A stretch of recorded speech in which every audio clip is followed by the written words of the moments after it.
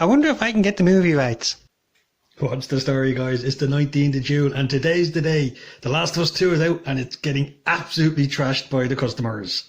Yes, the dreadful day has come for Naughty Dog that they can't actually hide behind their mates in the media anymore and their legal staff to try and stop people talking about how this game is really not living up to what people wanted. The Metacritic score for it is 95, but the audience score for it is 3.4, I think, at the last check. And there's tens of thousands of votes. So, I mean, obviously there's going to be like review bombing going on and stuff, but, you know, it should be a lot higher than that if it actually is getting an overwhelmingly good response. The shills have been particularly disingenuous because they're concentrating on the things that are actually genuinely amazing. The effects, the graphics, the frame rate, but they're ignoring the story because it ties in with their agenda. Meanwhile, the fans who've actually come back for the sequel to the game they loved have now seen characters that they've actually fallen in love with end up in a very nasty end. And the general consensus that it seems to be incredibly bleak, enormously, like depression the game, basically. And they're lashing back big time against it, which is glad to see because there's an awful lot of normies out there who didn't know about the leaks. They avoided them because they didn't want to get spoiled. You know, they put down all the backlash against it that was out there as, you know, just basically politically driven or something like that, instead of actually being a statement of just how starkly at variance this game is to the other one, or the original. I gotta be honest that I'm enjoying the schadenfreude here, considering how Naughty Dog and Sony have treated, you know, the YouTube community who are just actually commenting on this over the last while. The DMCA strikes, the outright hounding of people who, you know, just wanted to cover a story that ordinarily would be covered by the press if they're actually doing a job properly. As I'm recording this, PewDiePie is actually streaming it. He's on the second part of it now, so I think he's past the part where Joel gets killed. If he's not, he's getting very close to it. And I got to admit, from briefly looking at that, the effects are incredible. It does actually look really beautiful. But I mean, the analogy I would draw is that is, and I was trying to think to myself, what would actually be a good comparison here? I'd basically say this is like a Transformers movie. In particular, a Michael Bay Transformers movie. As in, technically, it's amazing. Visually, it's astounding.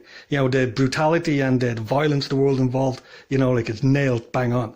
But the story is utter trash, and none of the characters act the way they're supposed to.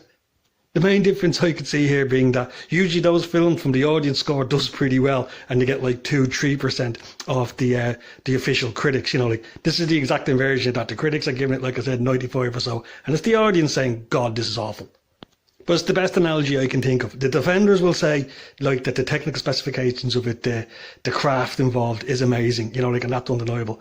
But considering that this is actually meant to be a story-based game that you're supposed to spend 25 plus hours following these characters, the story does matter. The characters behaving the way they're supposed to does matter. What's gone on in this is absolutely even worse than what we were told. I mean, the ending is like incredibly morose. And that's before you get to the gratuitous sex scene that's in this thing too.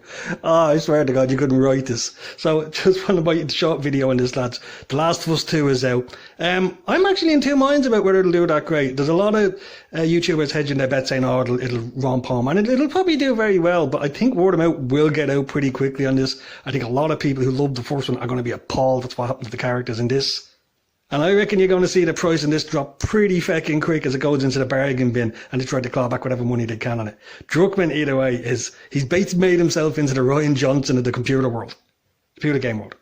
And I gotta be honest, to use what I've been posting in other people's streams, this isn't so much a fact of getting popcorn to sit back and watch it. This is about getting a fill of steak meal on to sit back and just enjoy what's going to be the biggest shite show you've ever seen over the next couple of weeks. So there you go, guys. Just a quick one to cover the final release of The Last of Us 2 out to the world for everybody to see it for what it is, and you know, come to their conclusions on it. So if you like this video, like, subscribe, share if you want to. If you've played it and you want to leave a comment about what you thought about it, you know, just slap it in the comment section. But otherwise, take care of yourself, guys.